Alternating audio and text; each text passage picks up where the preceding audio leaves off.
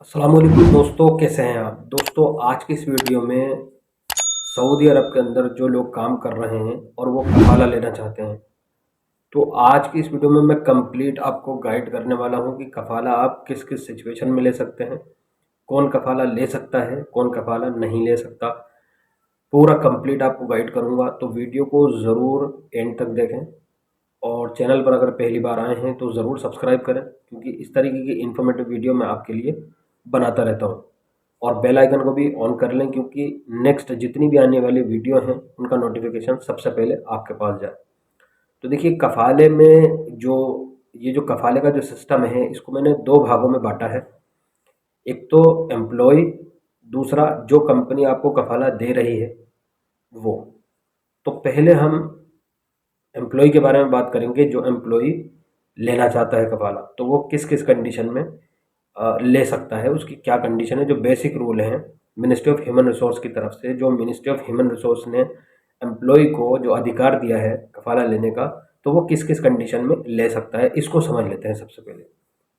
तो देखिए, सबसे पहले तो ये कि बंदा जो भी कफ़ाला लेना चाहता है तो वो लीगल वर्कर होना चाहिए। लीगल वर्कर से मतलब ये है कि वो पहले ही किसी कंपनी में काम कर रहा हो, और उसके पास कंपनी में जो इकामा है, जो सारी चीज़ें होती हैं अमूमन, वो सारी चीज़ें होनी चाहिए, यानी वो लीगल वर्कर होना चाहिए।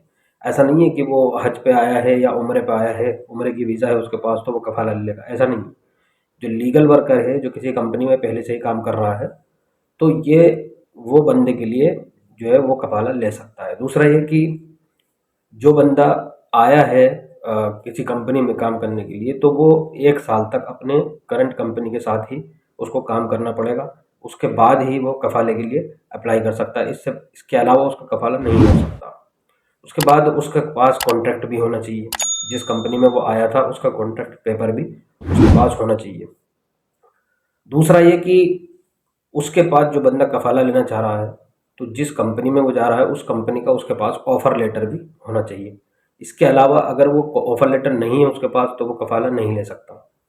इसके अलावा उसके पास एक चीज़ और है कि जब वो कफ़ाला लेगा, तो उसको जो कंपनी, जिस कंपनी में वो काम कर रहा है करंट में, उस कंपनी को भी नोटिस देना पड़ता है कि भाई आपसे यहाँ से अच्छा मुझे अपॉर्चुनिटी मिला हुआ है, तो मैं वहाँ जाना चाहता हूँ। तो आपको हर कंपनी का अलग अलग रूल है। 1 महीना पहले, 2 महीना पहले, 3 महीना पहले आपको नोटिस करना होता है।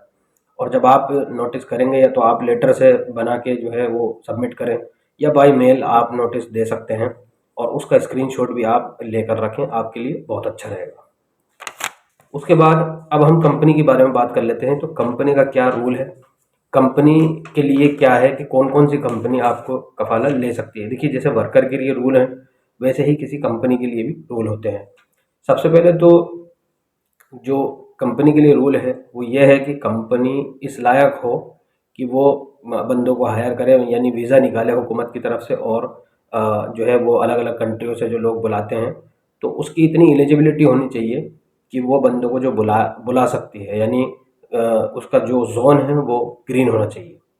दूसरा ये कि जो कुछ कंपनियां ऐसी होती हैं कि जो ह्यूमन ट्रैफिकिंग करती हैं, बुला लेती हैं किसी और की वीज़ा पे और काम करवाती हैं अपने पास, और ना ही उसमें बेनिफिट मिलता है और ना ही वो इकामा बना के देते हैं।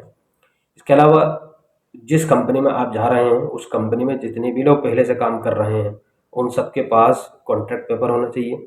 अगर एक का भी नहीं होता है कॉन्ट्रैक्ट, एक एम्प्लॉय का भी अगर आप उसके पास कॉन्ट्रैक्ट नहीं है, तो फिर आप कफ़ाला ना लें उसमें, ठीक है। तो वो कफ़ाला नहीं ले सकती है। उसके बाद जो हुकूमत का रूल है कि जैसे सऊदीज़ेशन चल रहा है, तो जितनी सऊदियों की वैकेंसियाँ हैं वो भी पूरी करनी चाहिए उसको, उस कंपनी को। यानी वो गवर्नमेंट के जो रूल्स हैं उनको लाजिम फ़ॉलो करती भी होनी चाहिए, अदरवाइज़ वो कफ़ाला नहीं ले सकती। उसके बाद अब बात कर लेते हैं जो डोमेस्टिक वर्कर हैं।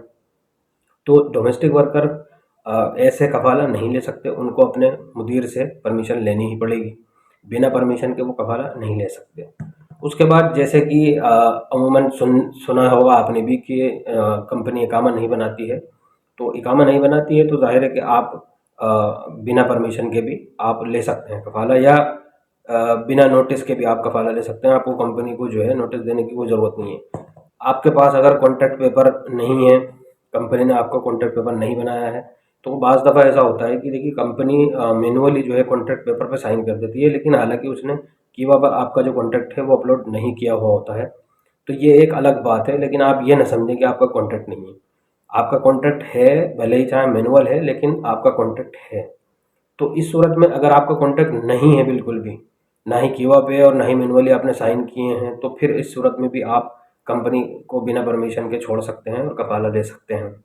इसके अलावा कफ़ील अगर कफ़ील का इंतकाल हो गया है या वो लॉस में ज़्यादा चला गया है और वो नहीं है, और फिर आप ऐसे ही किसी कंपनी में बैठे हुए हैं, नए कामा है कुछ है, तो इस सूरत में भी आपको परमिशन लेने की कोई ज़रूरत नहीं है, तो आप इजीली जो है कफाला ले सकते हैं।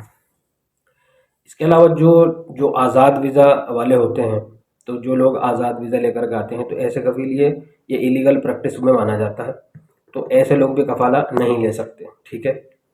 और जैसे कि जो ऐसी कंपनियां होती हैं कि जिनका जो रजिस्टर्ड नहीं होती हैं, लेकिन वो फिर भी दूसरे के नाम पर किसी को बुला लेती हैं और फिर वो काम कहीं और करवाती हैं और पैसे कहीं और से मिलते हैं, तो ये सब जो है इलीगल प्रैक्टिस में आता है, वो भी कफाला नहीं ले सकते। और दूसरी बात ये कि ह्यूमन ट्रैफिकिंग अगर करती है कंपनी, तो ये वो लोग करते हैं जो लोग इलीगल प्रैक्टिस करते हैं, यानी किसी दूसरे के नाम पे वीज़ा में बुला लेते हैं और किसी दूसरे के यहाँ काम करने के लिए भेजते हैं, तो एम्प्लॉय को पता ही नहीं चलता है कि एक्चुअल में उसका एम्प्लॉयर कौन है और वो किसके अंडर में काम कर रहा है। इन फ्यूचर अगर उसको जाना है, घर जाना है, एग्ज़िट जाना है या एक वेकेशन जाना है, तो वो किस तरीके से जो है अप्लाई करेगा, उसको कुछ समझ में नहीं आएगा। तो ऐसी कंपनियों से भी बच के रहें, और वो भी कफाला लेने के लिए एलिजिबल नहीं है। उसके बाद बाज़ दफ़ा ऐसा होता है कि कफ़ील में और कंपनी में और एम्प्लॉय में जो है कोई गड़बड़ होती है, तो वो मामला जो है वो मकतब अमल चला जाता है, तो फिर उसमें 3 बार से ज़्यादा जो है वो 3 बार तक जो है वो पेशी होती है, यानी डेट मिलती है 3 दिन, 3 बार का हियरिंग होती है, 3 दिन, 3 बार में अगर कफ़ील नहीं पहुंचा एक बार भी, तो फिर हम वर्कर को ये जो है इजाज़त मिल जाती है कि वो कहीं पर भी कफाला ले सकता है बिना उसकी परमिशन के। उसके बाद जो डोमेस्टिक वर्कर हैं, अगर वो आप अपने आप को अपग्रेड करना चाहते हैं, तो वो इजीली कफाला ले सकते हैं। लेकिन जैसा कि मैंने आपको बताया कि डोमेस्टिक वर्कर कफाला अपनी कफ़ील के बगैर नहीं ले सकते, उसको कफ़ील की परमिशन लाजिम चाहिए। लेकिन हाँ, बहुत सारे कफ़ील हैं ऐसे कि जो लॉस में चलते हैं और वो खुद कह देते हैं अपने एम्प्लॉय से कि भाई अगर कफाला लेना चाहते हो तो कहीं देख लो काम, वहाँ जाकर के कफाला ले लो। अच्छा, ये एक इम्पोर्टेंट पॉइंट है, बहुत सारे लोग कंपनी से भाग जाते हैं। तो पहले क्या होता था, हुरूब लग जाता था, लेकिन अब तो हुरूब का सिस्टम ख़त्म कर दिया, कंपनी हुरूब नहीं लगा सकती ऐसे।